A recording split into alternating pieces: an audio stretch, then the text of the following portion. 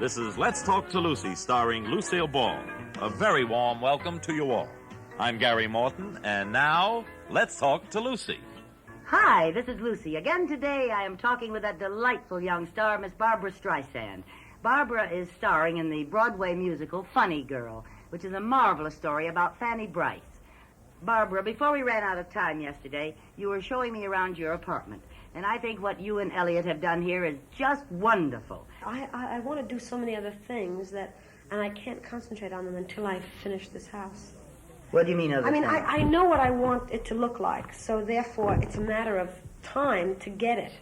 Yes. You know, the time to look for the things and get it. But I like it when it's done. Mm-hmm. I mean, I would like to be able to come home and do nothing. Just walk around and look at it and read and have lessons here and have people over for lunch and not have to worry about more. I'd like to have it finished at this point in my life, you know? Well, then you'll get it finished. I have an idea that anything you go after, you get done. I don't know. I get a lot. I always start things and then leave them. You do? Yeah.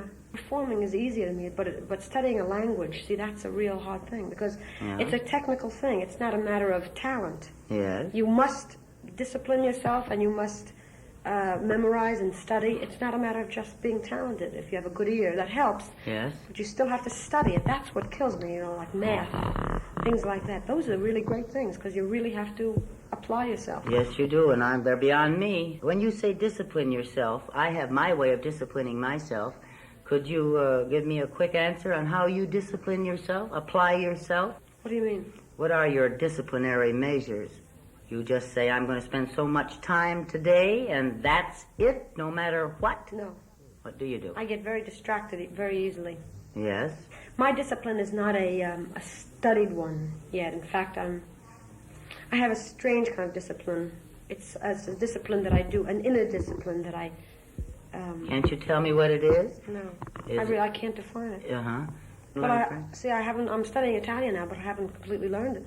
Mm-hmm. So obviously my disciplinary measures don't work. But you're still going at it diligently every day, is that right? No. I hate to disappoint you. You're not disappointing me. I just want to find out about you because I think that your complexities are what's so marvelous about you. And I think my teacher went on vacation, so I don't study. And it's sort of like I goof off. You know, Yeah, I like that she's on vacation, so I don't have to study. You know what I mean? It's like going to the dentist Yeah. and finding out that he's not able to take you that day. Oh, yeah. Barbara, dear, we were talking yesterday about yours being such a unique career. Instead of the usual story of struggle and disappointment, you've had nothing but notice and acclaim at every turn of your career, and now in less than 4 years you have achieved real stardom. Does this surprise you, or have things always happened easily for you? Well, it's a combination of both, I think. I mean, I remember when I was about 16, and I wanted to be famous and be an actress, and I was studying acting, and I decided I better make the rounds, like they all say, I better make the rounds. You know, when you're supposed to knock on people's doors and things. Go from agency to agency. Yeah. And I spent 2 days at it, and I mean, it was so ridiculous. You know, they all said, well, what have you done? I said, well, nothing. And Which comes first, the chicken or the egg? yeah, and, well, can you give me a chance to read? And they say, no, we have to see you work. I mean, it was so stupid. I said, well, you'll be sorry. And you meant it. You I kind said, of you knew come it. after me. I'm not going to come after you. I could never bang on your door and say hi to me. It's your problem. I mean, it was just a whole other thing. I can't force myself down somebody's throat. You know, But then how did it happen? So, I mean, if I had just pursued that, you see, I gave up the theater. I said, I'm not going to do that. I'm not going to beg for nobody. Was that after I Can Get It For You wholesale? No, Before that. that. Mm-hmm. So then I just decided, well, I better learn a couple of songs and start to sing. I don't know how anybody becomes famous as an actress. Yes. I mean, unless you really have, I don't know how you get noticed. Nobody gives you a chance. Your So first appearance, excuse me, Barbara. Go ahead. Go ahead, if you have anything else. Nothing.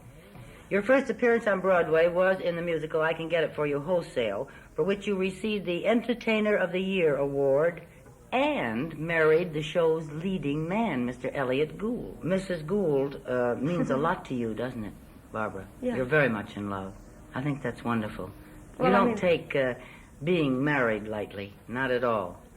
I happen to be very fortunate. Elliot is the stable one of the two, you know, and he has a very clear mind and knows what he wants, and he also understands me very well.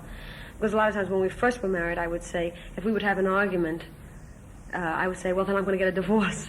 You see what I mean? You were still running away from of course. things, giving up. I just do that. You see, I take the easy way out. Then it was through him.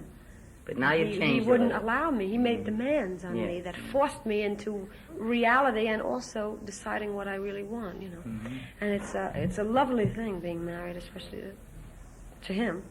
But what's interesting is that it takes away a lot of my defenses and my insecurities as I haven't got that great a need also to be loved by the world. You know, when you find it personally, yes, you don't the rest have to of it work that doesn't. hard. That's right, and it doesn't seem that important, does Yeah. it?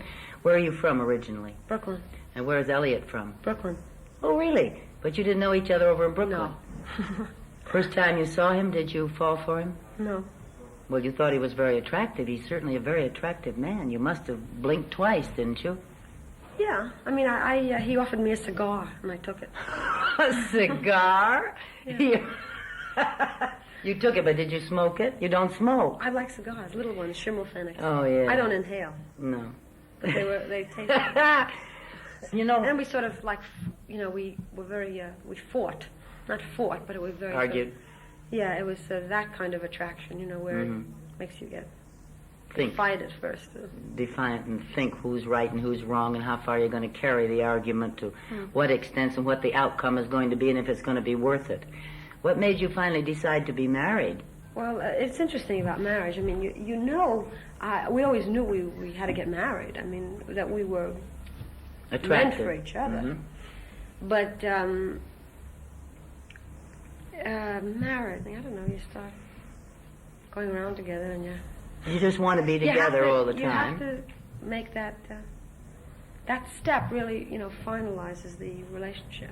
Is your family alive, your mother and father? Just my mother. Your mother, and you have any sisters and brothers? Sister and a brother. Younger than you or older?